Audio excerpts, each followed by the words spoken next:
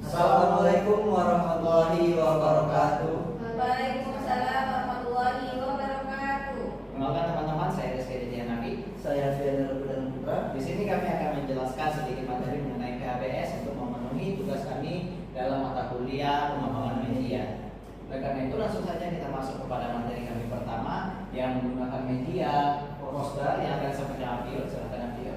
Baik, di sini saya akan menjelaskan tentang poster saya yang berjudul Cegah Diare dengan Terapkan PHBS, Perilaku Hidup Bersih dan Sehat. Nah, jadi untuk mencegah diare dengan PHBS ini kita bisa melakukan dengan 5 cara. Cara yang pertama yaitu cuci tangan dengan sabun dan air mengalir. Mengapa? Ya, teman-teman, kita harus cuci tangan dengan sabun dan air mengalir. Ini berkaitan juga dengan metode saya, yaitu menggunakan video interaktif, teman-teman. Ada di sini yang tahu cara mencuci tangan dengan baik dan benar? Tidak. Belum ya? Belum. Kita akan menonton video, teman-teman, dan kita akan mengikuti cara tersebut ya. Bisa ya? Bisa. Ayo dong teman-teman berdiri.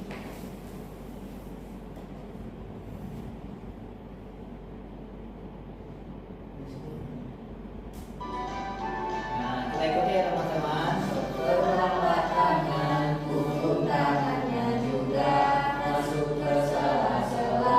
Dua tangan mengunci jempol kanan dan kiri. Unjukkan jari-jari.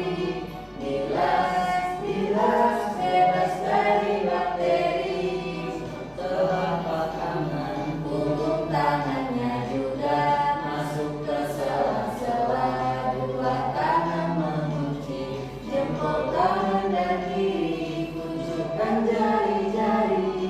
Bilas, bebas dari bakteri.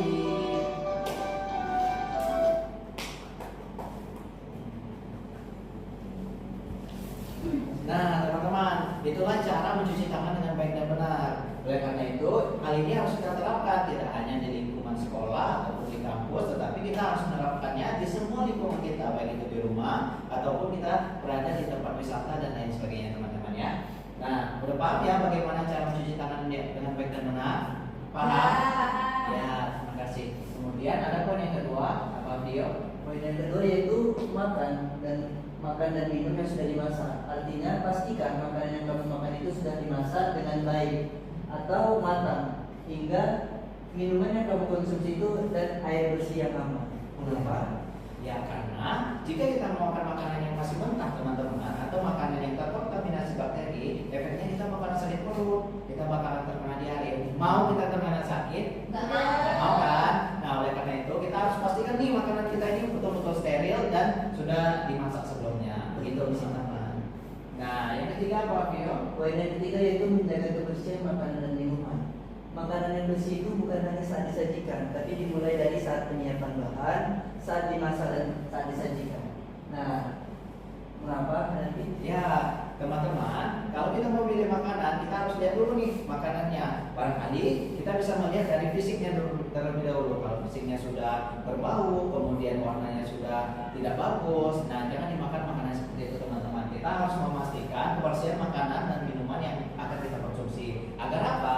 Agar kita terhindar dari penyakit yang diakibatkan oleh makanan yang terkontaminasi bakteri, teman-teman. Yang keempat, Avio, apa? Yang keempat yaitu jaga kebersihan lingkungan dan rumah.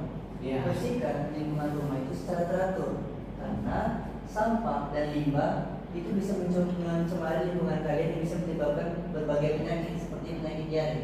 Dan tutup dan buang sampah itu secara tidak sembarangan bisa dibilang. Kenapa? Ya, karena teman-teman, perilaku kita mencerminkan kepercayaan diri kita, teman-teman. Jika kita berperilaku baik, membuang sampah pada tempatnya, maka lingkungan kita akan juga lebih bersih. Oleh karena itu, kita bisa hidup bersih dan sehat sehingga kita bisa terhindar dari penyakit. Langkah pertama kita untuk bisa hidup bersih dan sehat, kita bisa membuang sampah pada tempatnya, terutama di lingkungan rumah. Nah, karena Vio, nah, kemudian yang terakhir apa, Vio? Yang terakhir yaitu hindari faktor pemicu diare. Beberapa orang mungkin berbeda ya, sensitif terhadap yang namanya diare itu kan bisa disebabkan faktor yang berbeda-beda gitu. Kenapa? Ya, pemicu diare, teman-teman, tidak hanya berfokus pada makanan saja, tidak hanya pada minuman saja, tetapi bisa pada benda-benda atau apapun yang kita pegang, kemudian bakteri yang ada di tangan kita, kemudian bisa dengan apa saja yang kita sentuh teman-teman, sehingga bakteri itu bisa masuk dari mana saja. Kita bisa terkena diare, yang memang lebih pastinya kita bisa terkena diare dari air teman-teman. Mengapa? Air yang bersih itu adalah air yang apa? Yang tidak memiliki warna, tidak berbau. Nah, apalagi air yang tidak kotor ya teman-teman. Nah, dari situ kita bisa memastikan bahwasanya air itu layak kita konsumsi dengan air yang sudah matang. Nah, itu saja teman-teman mengenai materi PABS yang kami sampaikan. Saya harap materi ini akan menjadi ilmu pengetahuan baru bagi kita. Dan karena itu saya akhiri dan wabillahi taufiq wal hidayah. Assalamualaikum warahmatullahi wabarakatuh. Waalaikumsalam. Waalaikumsalam. Udah mikir-mikir. Pertanyaan dulu, Cok.